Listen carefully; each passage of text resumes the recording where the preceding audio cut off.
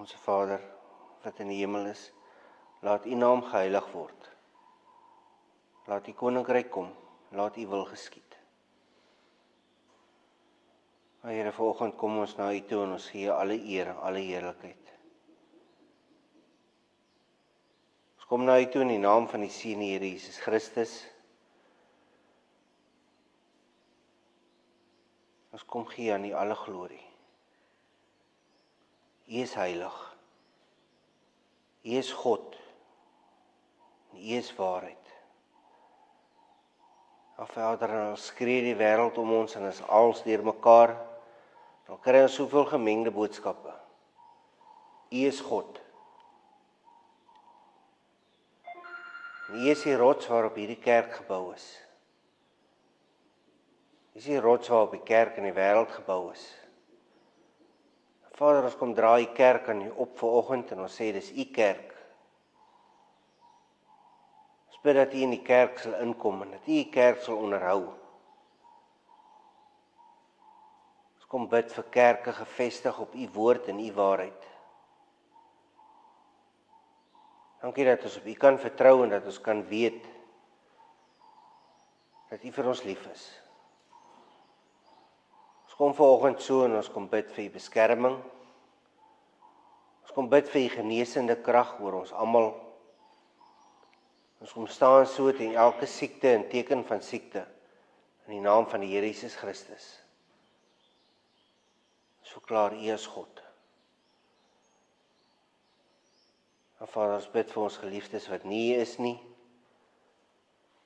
Ons bid ook so U beskerming oor hulle vanoggend. Ons bid so U beskerming oor hulle denke en oor hulle harte. Ons vra dat U hulle sal veilig hou, Vader. En Vader, waar baie van ons voor besluite staan, waar ons nuwe rigtings moet inneem, kom bid ons so vir U en ons vra dat U vir ons die paaie sal wys, dat U ons denke sal rig, dat U ons denke sal omvorm na U denke toe.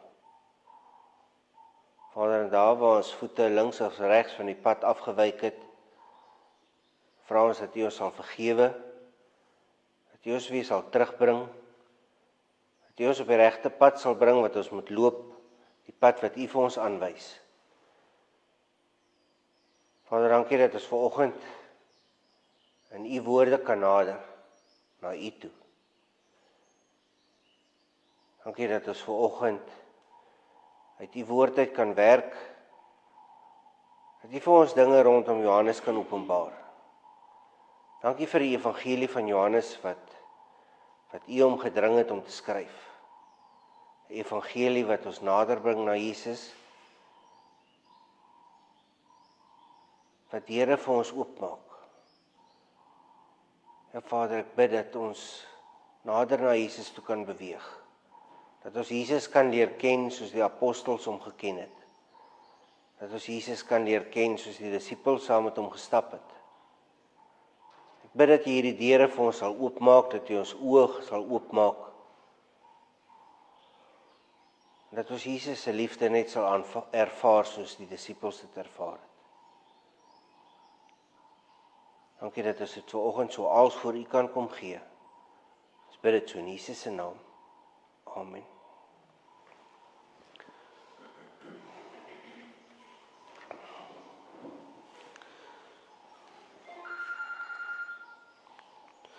Ons is besig met die evangelie van Johannes en ons het laasweek gekyk na die redes hoekom Johannes die evangelie geskryf het. Ons het gekyk na die verskille tussen die evangelies wat geskryf is en spesifiek na Johannes en die ander 3 evangelies.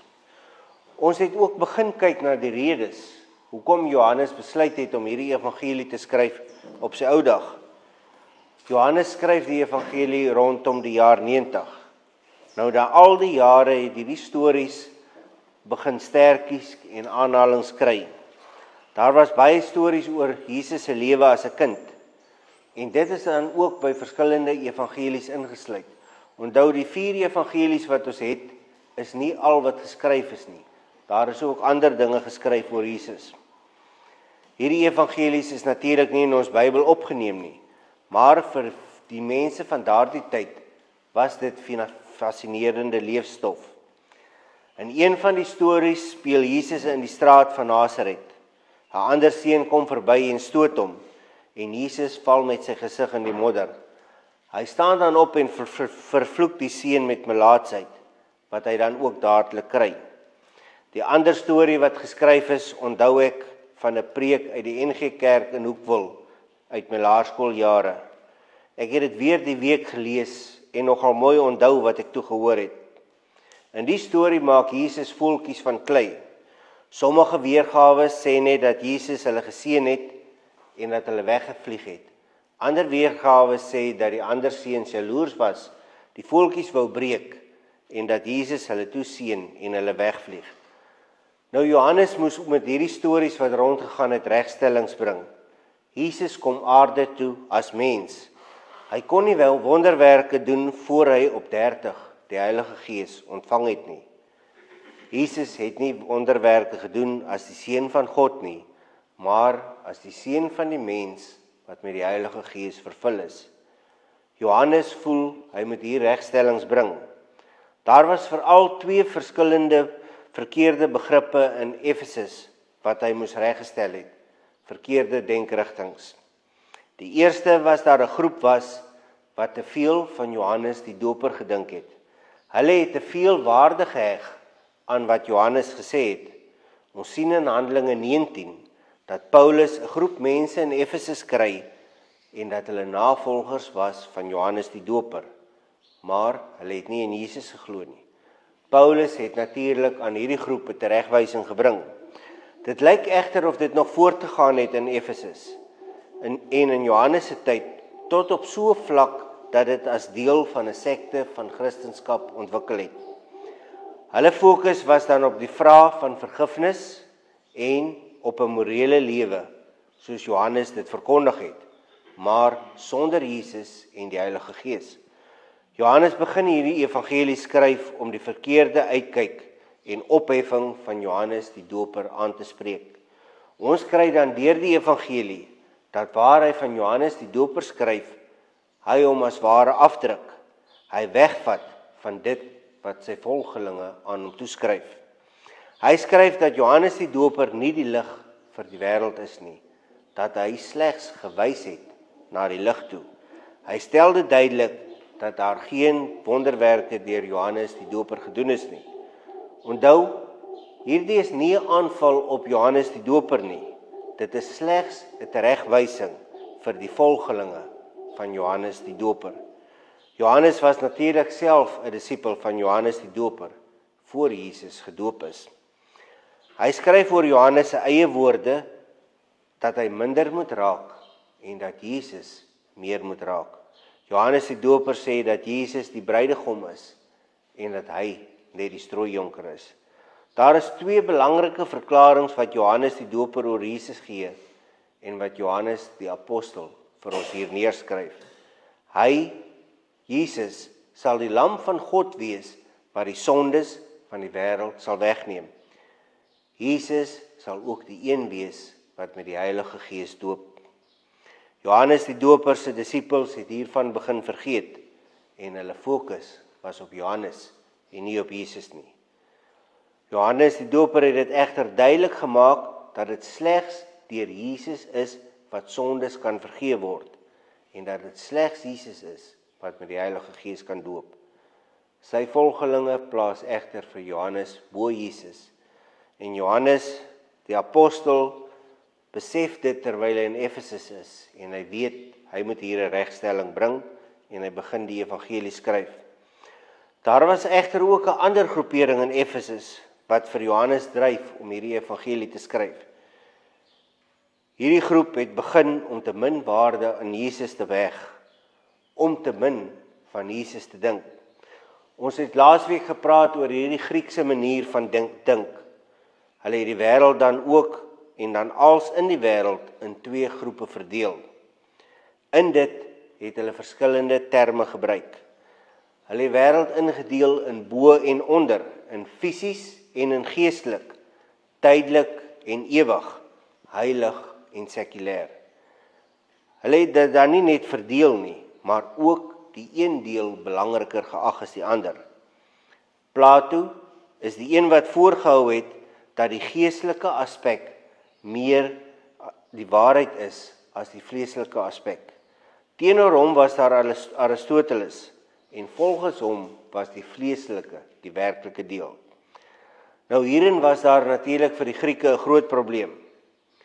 Hulle kon nie aanvaar dat Jesus beide geestelik en vleeslik was nie, dat hy menslik was, maar ook goddelik was nie. Vir hulle was dit onmoontlik om hom as deel van die aarde, maar ook as deel van die hemel te onderskou. Vir hulle was die sirkels het nie oorvleuel nie, elkeen moes op sy eie been staan.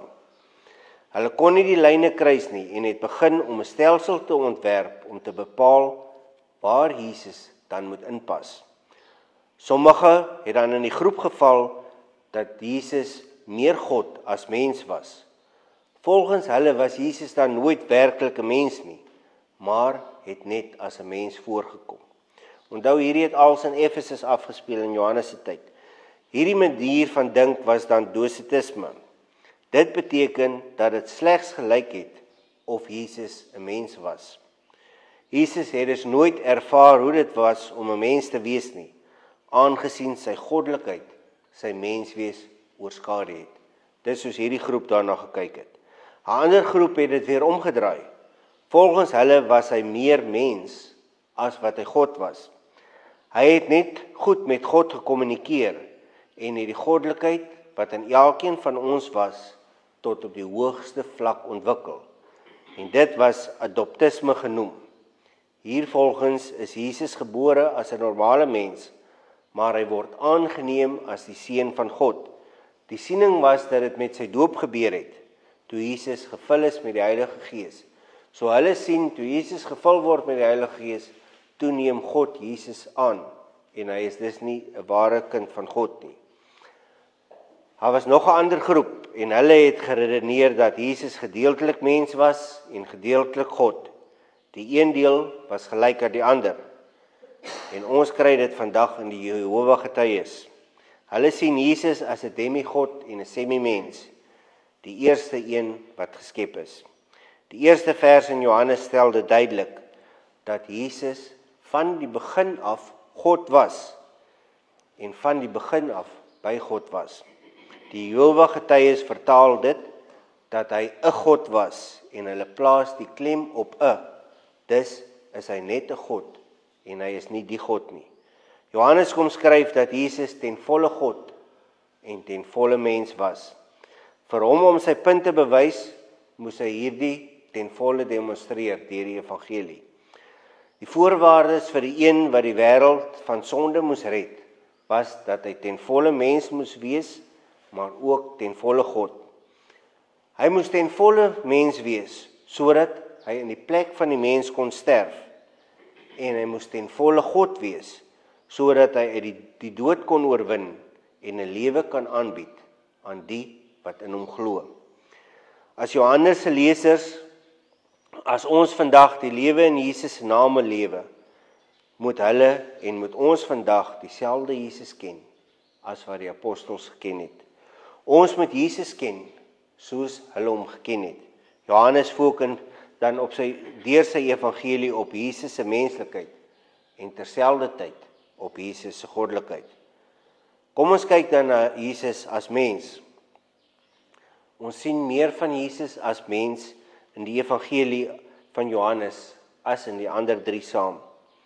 Een vers wat Jesus as 'n mens uitbeeld, is nie 'n baie lang vers nie. Johannes 11 vers 35. Jesus het gehuil. Die kortste, maar 'n kragtige vers. Jesus staan by die graf van een van sy beste vriende, Lazarus. Hy weet hy gaan hom opwek. Hy beleef egter die hartseer, die seer van die wat by hom is, en hy huil. Verder beskryf Johannes vir Jesus as honger, dors, verras en moeg. Almal kenmerke van 'n mens. Nou hierdie is almal die menslike kenmerke. Pilatus is dan die een wat opsom wat Johannes weergee. Hy ontmoet Jesus en roep uit, "Behold the man." Ons sien dan ook Jesus se menslikheid in die manier hoe Johannes kyk na die gebedslewe van Jesus. Dit kry meer aandag in die evangelies en die ander 3 evangelies. Ons sien dat dit vir Jesus nodig was om te bid, dat hy by die Vader raad gevra het oor wat hy moet doen en wat hy moet sê. Ons kry van die mooiste gebede hier in die evangelie van Johannes. Die evangelie is daar ook 'n fokus op die dood van Jesus. Ons kan sien en ervaar dat hy werklik mens was, dat hy werklik gesterf het. Johannes skryf dat een van die wagte Jesus met 'n spies steek en dat daar water en bloed uit die wond gekom het. Hy voeg dan by dat hy weet dat hy die waarheid praat en dat hy 'n getuie van die waarheid is. Wat Johannes nie geweet het nie, is dat die water en bloed 'n teken was dat Jesus gesterf het van 'n gebroke hart. Dit gebeur wanneer die perikardium om die hart skeur. Johannes is nie net 'n ooggetuie van Jesus wat sterwe nie, maar ook 'n ooggetuie daarvan dat Jesus waarlik opgestaan het. Hy het die repe linde en die kopverband in die leë graf gesien. Hy was nie net waarlik dood nie. Jesus het waarlik opgestaan uit die dood. Sy hooffokus is daarop dat Jesus ten volle God is. En dit organiseer hy sy bewysstukke rondom die getal 7, die perfekte getal in die Hebreëse denke. Hy gebruik dan 3 groepe van 7 as bewysstukke. Ons kry 7 getuies, 7 tekens en 7 woorde. Kom ons kyk na die getuies. Hulle getuig dat Jesus God is. Ons begin by Johannes die Doper, Johannes 1 vers 33 tot 34.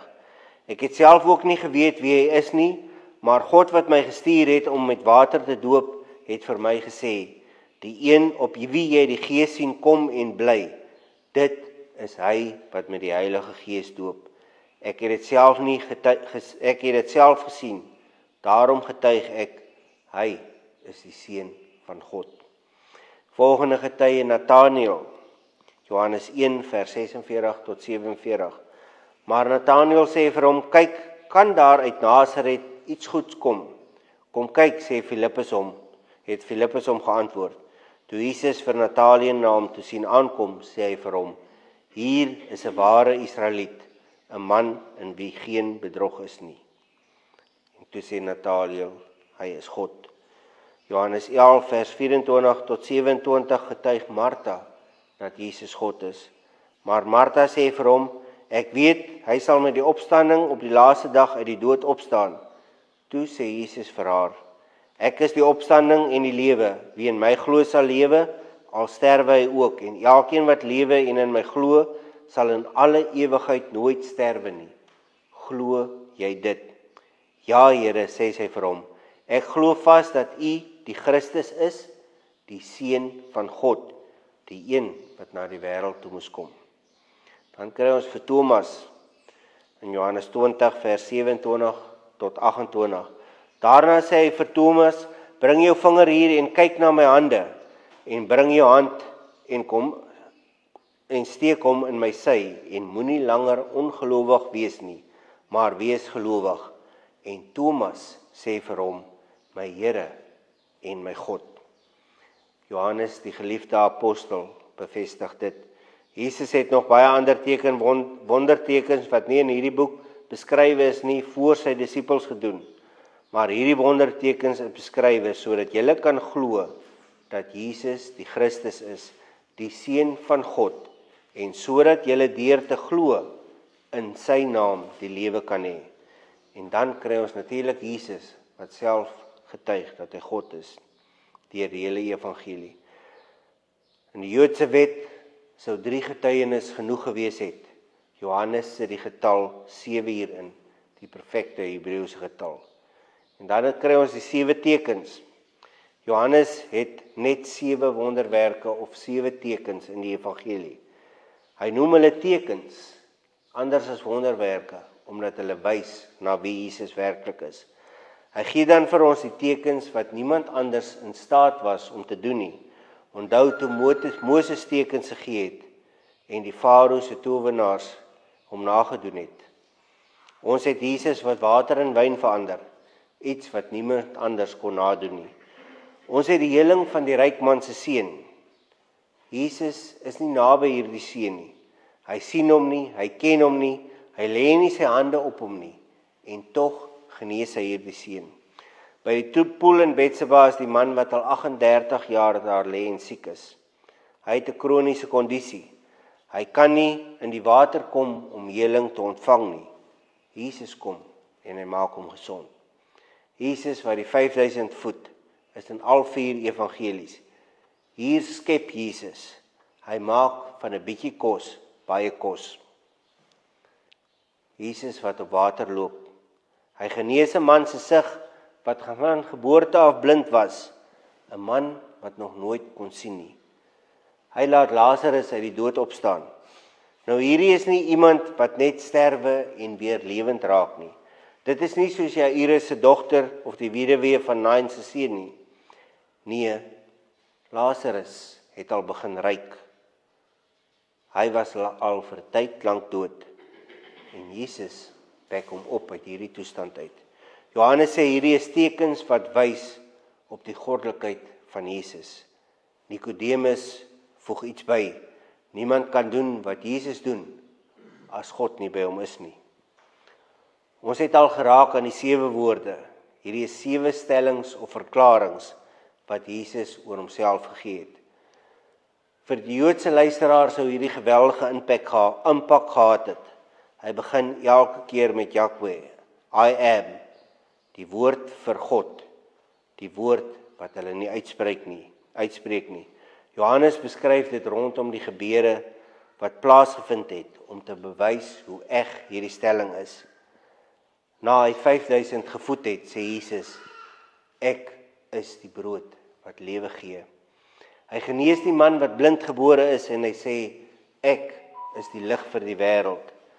Wanneer Lazarus opstaan, sê Jesus, ek is die opstanding, die lewe. Sy ander stellings, ek is die deur, ek is die goeie herder, ek is die weg, die waarheid en die lewe, en ek is die ware wingerdstok. Hierdie is die woorde van iemand wat weet dat hy God in 'n menslike gestalte is. Johannes plaas hierdie woorde deur die evangelie om te bewys dat sy lesers Jesus kan vertrou. In Johannes is daar dan ook 'n fokus op Jesus se verhouding met sy Vader. Ons lees hier dat Jesus gestuur was deur sy Vader, dat Jesus een was met sy Vader, dat Jesus gehoorsaam was aan sy Vader in dit wat hy gesê en gedoen het. Baie van die kontroversie rondom Jesus het gegaan oor sy eie identiteit. En wanneer hy gesê het dat God sy Vader is, het die Fariseërs rooi gesien. Jesus vertel dan vir hulle dat voor Abraham gebore was, ek is, I am. Dis toe Jesus dit vir hulle gesê het, dat hulle klippe opgetel het om hom te stenig. Jesus het homself versteek en weggeglip. Johannes is die enigste evangelie wat Jesus direk as God beskryf. En die ander is daar die implikasie, maar Johannes stel dit onomwonde. Jesus is God. Johannes begin sommer met die woord wat God was, en Thomas sluit af met Here, my God. Dit bring ons weer by die temas wat Johannes gebruik om te verseker dat sy lesers aanhou glo, sodat hulle kan aanhou leef.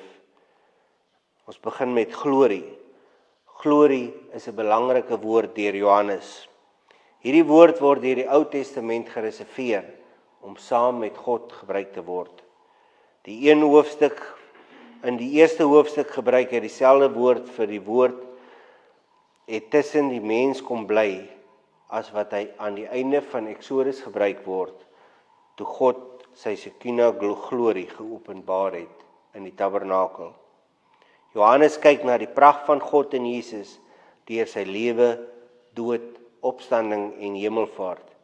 In Johannes word Jesus selfs aan die kruis verheerlik. Van die begin van Johannes is Jesus totaal anders en word hy anders beskryf as 'n normale mens. Die volgende tema wat ons kry is Logos. Johannes begin die evangelie op 'n heel ander manier as die ander evangelies. Markus se evangelie begin toe Jesus 30 jaar oud was en met sy publieke bediening begin het.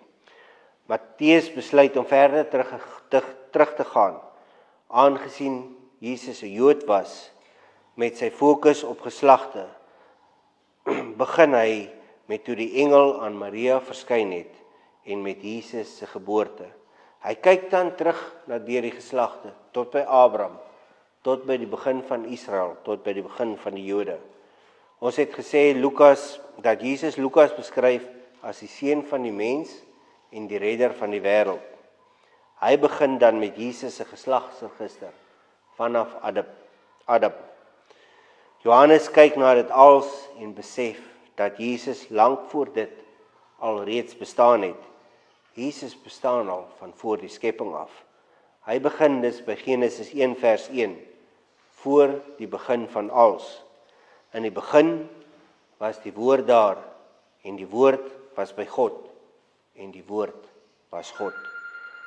Logos is dan die mees basiese verduideliking van woord. Logos se mees basiese verduideliking is woord.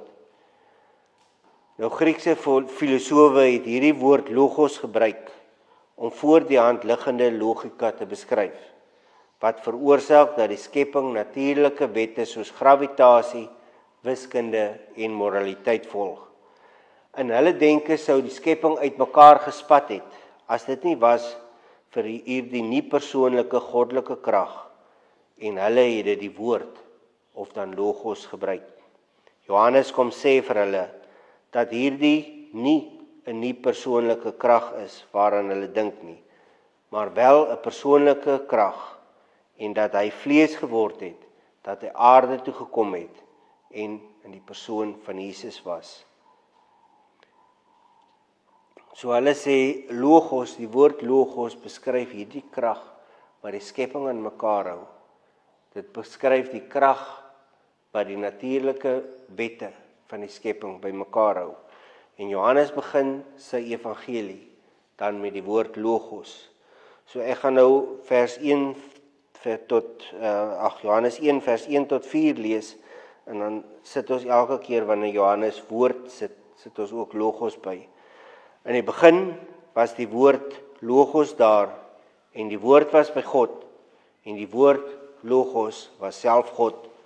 Hy was reeds in die begin by God. Alles het deur hom tot stand gekom. Ja, nie 'n enkele ding wat bestaan het sonder hom tot stand gekom nie. In hom was daar lewe, en die lewe was die lig vir die mense.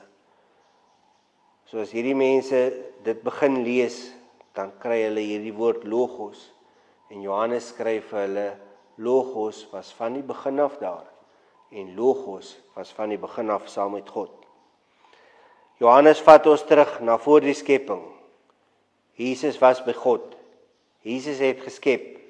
Hy gebruik die woord wat die Griekse filosowe gebruik het vir dit wat die skepping by mekaar hou. Gaan uit en weet dat die God wat alles geskep het, vir jou en my sondes gesterf het, en elke dag aan ons genade bewys. Amen.